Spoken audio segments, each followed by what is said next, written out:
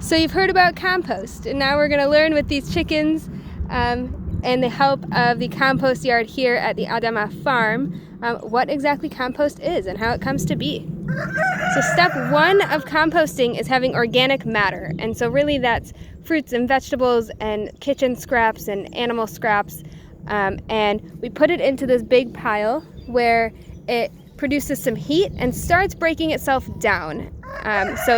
As you can see, there's some bigger chunks of food here that were added more recently, and then there's also some that look more like dirt and leaves because we do add that to the pile as well, not quite as broken down.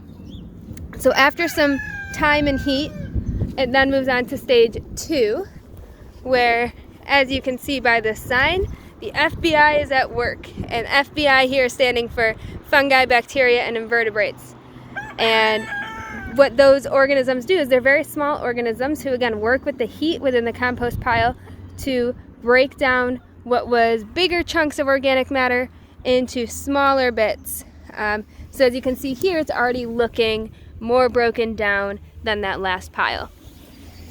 After some more time, some more heat, some more work from our friends, the fungi, bacteria, and invertebrates, we have some finished compost. And what that is now the consistency of soil, the soil, the dirt that you may be familiar with, and it's packed full of those nutrients that we saw before.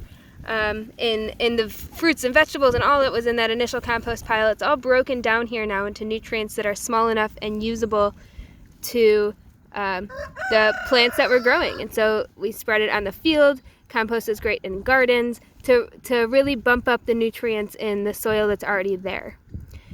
And so that's a little bit about compost, and thanks to all the chickens for their help and background singing.